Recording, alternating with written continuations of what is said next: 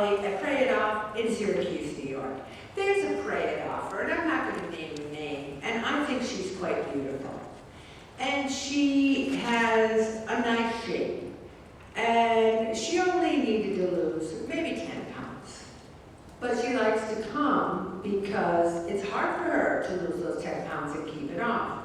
And I look at her and I think, oh my gosh, I could never look like her. I could never have that kind of shape.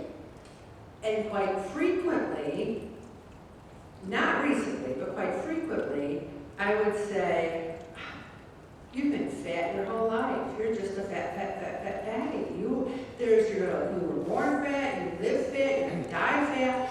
And I just beat myself up. And I wish you could live my life and saw that I exercise and eat healthy. And finally I accepted the fact and said, you know what, Ellen? You're never going to be 135 pounds, 145 pounds. Maybe this is the weight you're gonna be forever. It's now 370, Ellen. So you got some butt to you got some thighs to you got some beef, but you're healthy.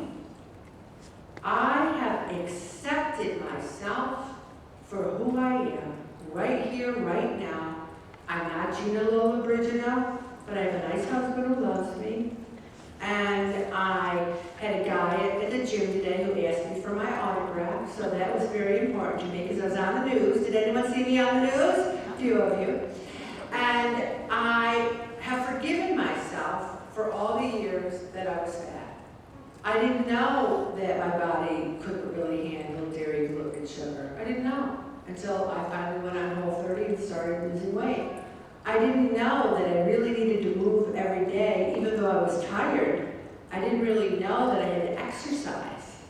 So I feel there's people in this room that don't like themselves because of their weight. Do you think Jesus doesn't like us because of our weight? Absolutely not. He loves us every pound, ounce that we are. He loves us. We need to accept whatever weight we're at, and just try to be healthy. Lose a few, be healthy, and we need to not turn to food for comfort. There's nothing wrong with wanting something delicious, but if we're wanting a donut because someone was mean to us, that's turning to food for comfort. We need to realize that it's funny because if it's true that people are overweight because they have emotional issues and turn to food, do we have a weight epidemic or do we have an emotional issues epidemic? I think what's happened is in the 1800s, there was very little obesity, almost none, because people had to walk everywhere, they had to work on a farm, they had to work, there was no TV, they worked their butts off, and there's no processed food. And now there's so much obesity because we live in a culture that has made processed food delicious. It tastes so good.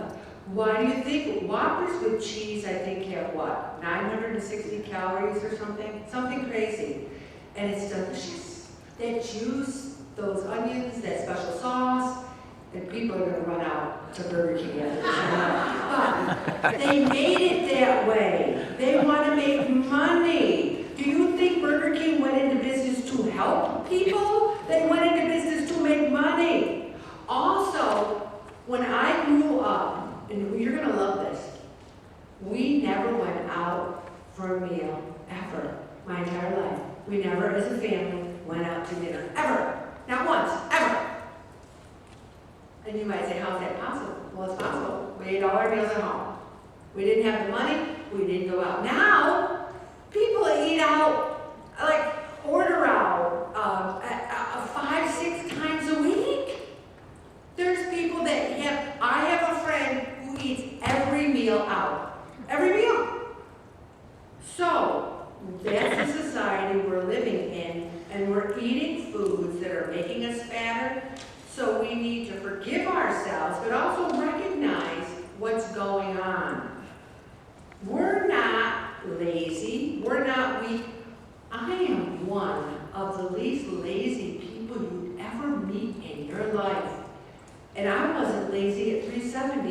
Was I riding a bike and going to the gym? No, but I wasn't lazy. I wasn't doing the right things.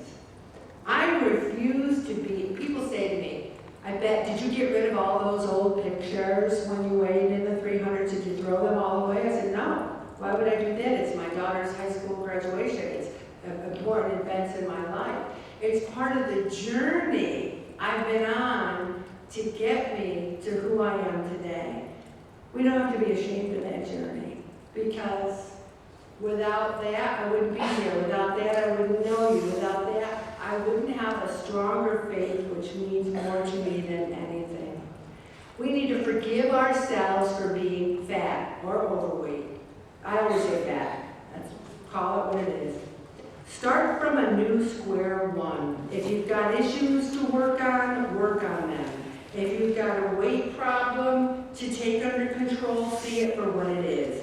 Stop shaming and blaming yourself right now, this minute. You don't need to beg for sympathy from a society that traps you in its own misaligned priorities.